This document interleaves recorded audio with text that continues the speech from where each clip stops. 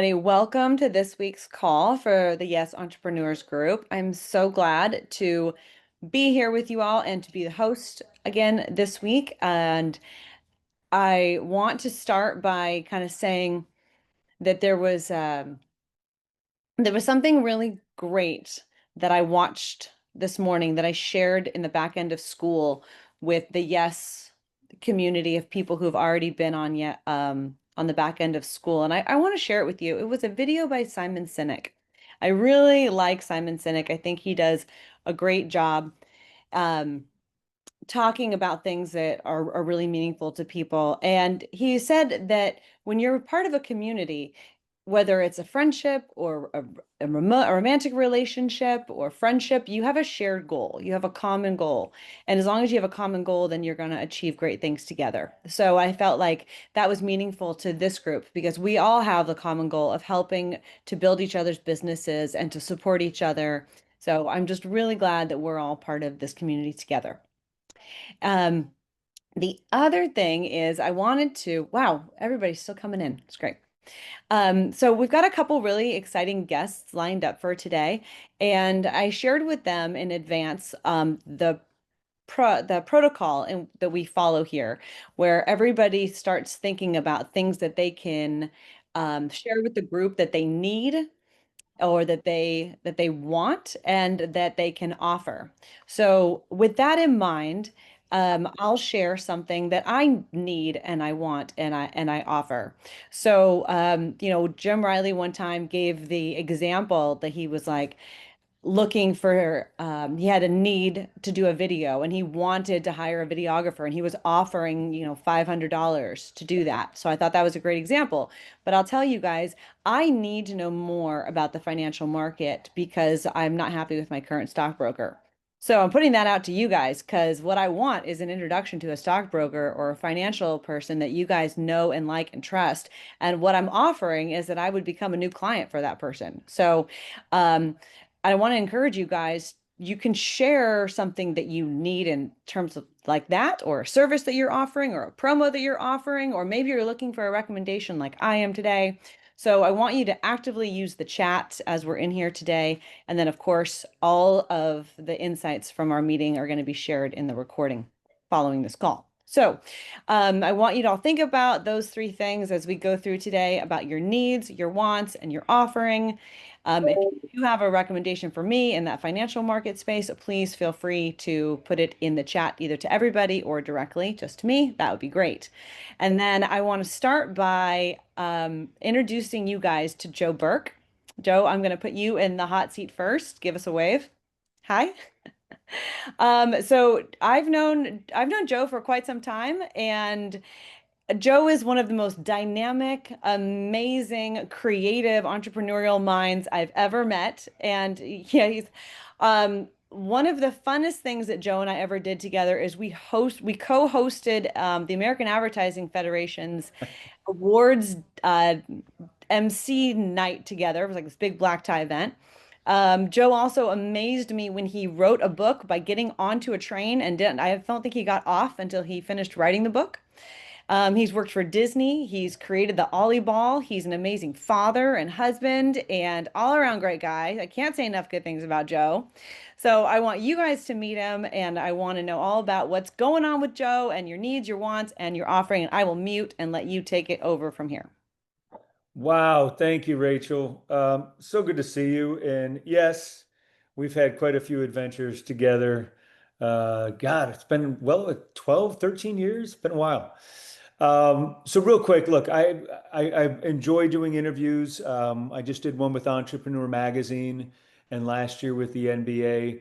And I don't like to sit and just talk about myself and tell stories. I find it more helpful, to kind of understand an audience and, you know, I guess share how I got from A to B to C to D. Um, the short of it is, and if any of you can identify with this journey, I started out as an entrepreneur. I went to college in New York. And even in college, I was, starting my own little side hustles and stuff. And between that and being an athlete, it took up all my time. I didn't party in college, so maybe I'll get a chance to do that later in life.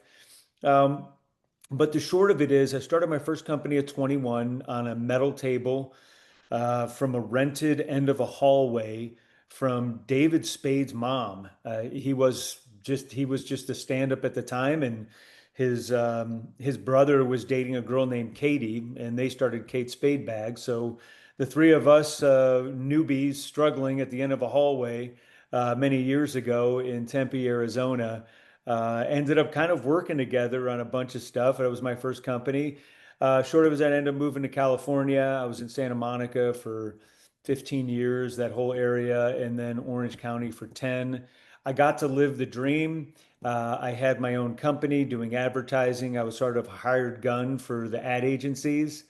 And I ended up hanging out with TV people and ended up in a Coors Light commercial. And then from there, I did 20 different TV shows from 90210 to general, all sorts of stuff my friends still make fun of me for. And so during that time, I started a second company called Workhouse, and I was just doing advertising, product development. Long short of it, I got married. I met my beautiful wife at Barney's Beanery, playing Papa Shot right by the girls' bathroom, if you know where that is in Hollywood. And so we've been married 20 years with three kids. And in the middle of it, and this I think may be the salient point, I'd gone back to work for companies for the security piece of it, or what I thought was the security piece of it. And I was at Disney, Goodwill Industries, and then I ended up um, at Christie's International Real Estate. I was a chief marketing officer, lovely job, fancy suits, got a nice car, we had a nice house. But my oldest was playing ball in the house and breaking things. She's a volleyball player and a soccer player. I know, Rachel, you were a soccer player. So if you've ever played ball in the house and broke stuff or had parents, that told you not to break things, or your parents like me that said don't break stuff in the house, I sat there one day with my daughter crying, and I'm like, how come no one's made a ball you can play with in the house? And I sat there with my daughter on a Saturday when we wiped her tears off her face, and we're like, let's figure this out. I still have the original prototypes, but it took over 100 different prototypes, but we turned that into, and before I took it to market, I knew enough from my Disney days about product development. We got a utility patent before I took it to market. And we have sold since 2020. We first came out, we won a Toy of the Year at the New York Toy Fair. We've sold over 3 million units. We're in 8 countries on the shelves of Walmart, Target, and soon to be on the shelves of Dick's Sporting Goods in October with a whole new line of products. Sneak preview that nobody's seen yet. We're going into sporting goods and kids sporting goods to play ball in the house. This is an Ollyball. This is a version of it. This is one with Stitch.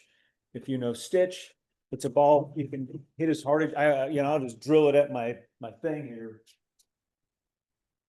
So you can hit this thing as hard as you want in the house, won't break anything, guaranteed not to break windows. And it comes, like, a lot of it is like coloring book stuff. You color these in with any marker or crayon. So this one, is the Disney Stitch, and you color it in with markers or crayons. And the material we found is an upcycled material, so no land or water was used in the production of it. Fully recyclable, inflatable, deflatable. If you use ultra clean washable markers, you can color it in, clean it off, and then color it in again, or you can hit it. And so we've got 26 different versions. This is one of the newest ones that's going into Target. Um, and so product development, and we've owned this brand now. We track it on Google Trends. And what the helpful piece of it is two things. One, if you're an entrepreneur or if you have a full-time job and you really are an entrepreneur, you can systematically chip away at an idea and take it to market. This took us 2 years to first take it to market, from the concept to the prototypes to knowing what we had. And I still had a full-time job. I worked from noon to 1. I was very good about my hours. I don't steal from companies. And then I'd work from 5 until 1 in the morning, 2 in the morning when we really got this thing going. I was working for a great guy in Orange County there, Cameron Mirage. You probably know his brother Paul. Cam was great. he knew I had patents. He knew that we had won a big award and that we were already selling our product to Hobby Lobby and on Amazon. I was very, he was a very good friend and a good mentor.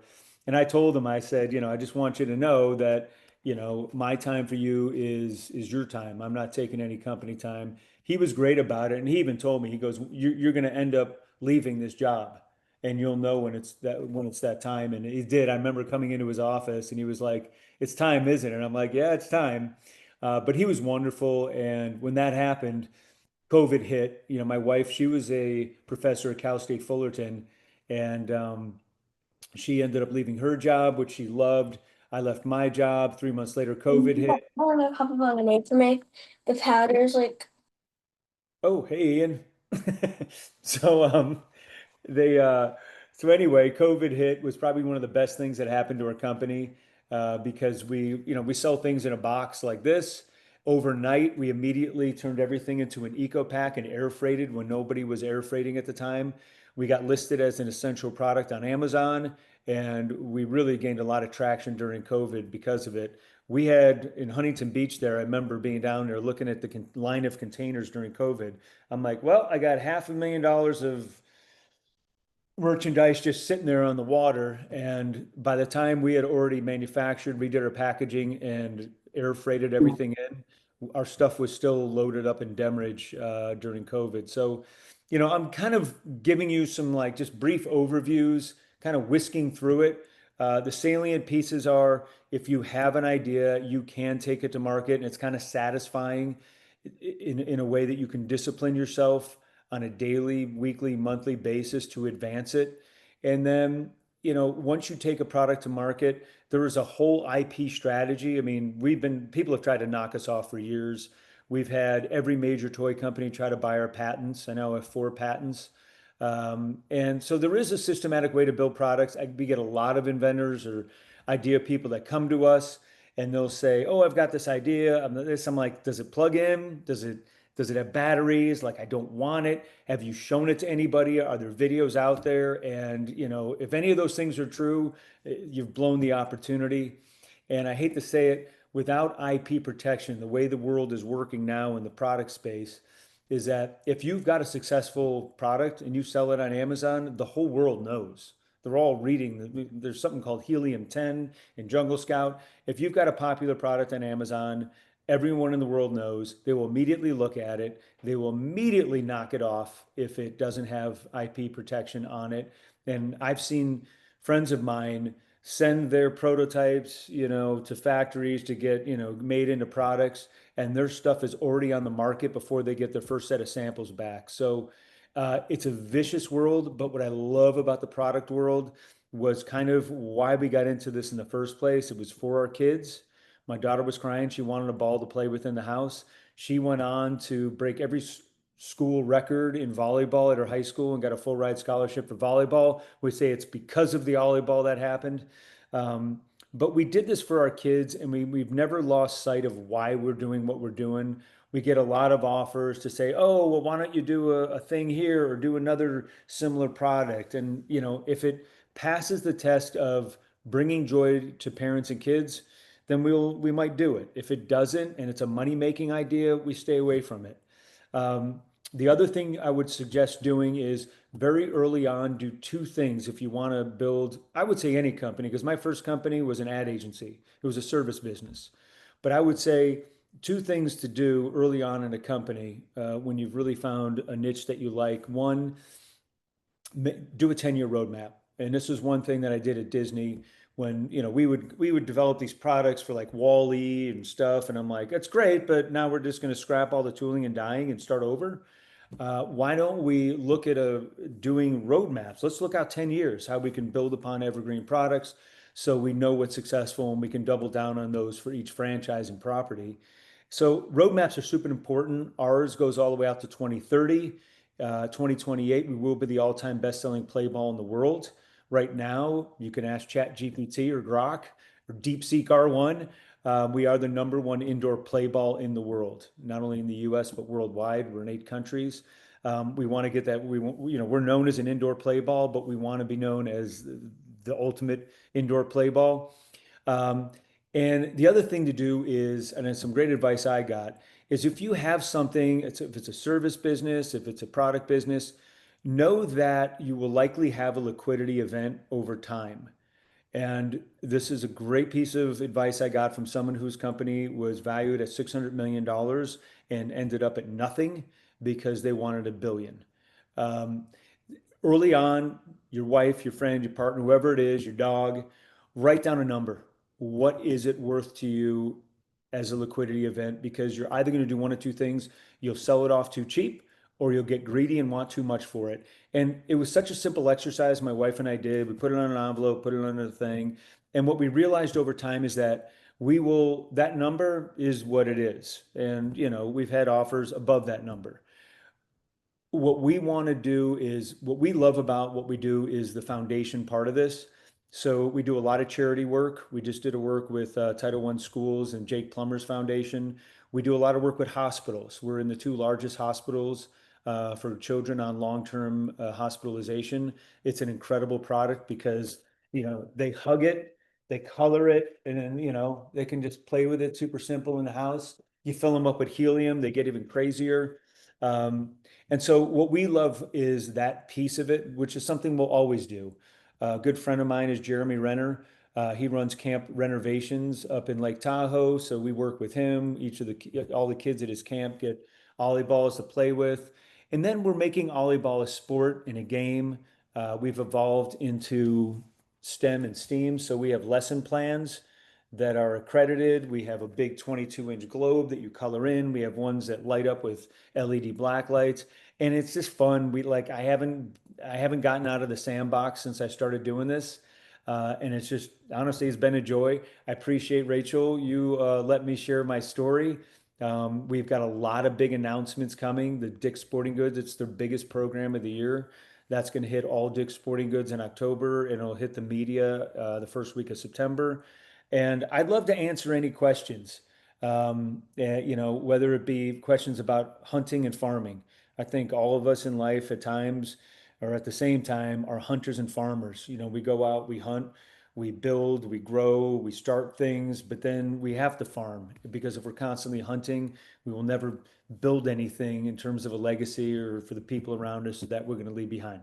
So that's my time. If you guys have any questions, I'd love to answer them for you. And I could probably do a code, a little coupon code for anyone on this call to go onto our website and order a free one. I'll just make up a code before the call's over, and you guys can go to ollyball.com and use the coupon code, and we'll send you a free one.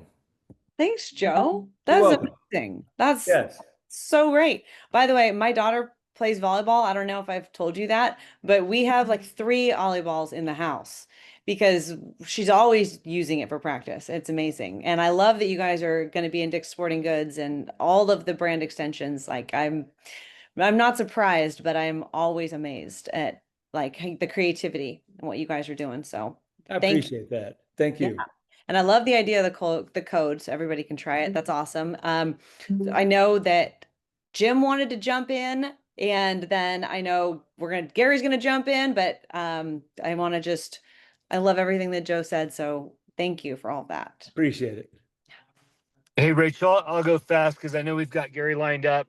Joe, thank you so much. By the way, my daughter's with me. We're pulled over on the side of the road in the middle of nowhere, Idaho. And she said in her Bible camp, they had a bunch of your balls up there they were playing with in nowhere, Montana. So congratulations on vast success with that.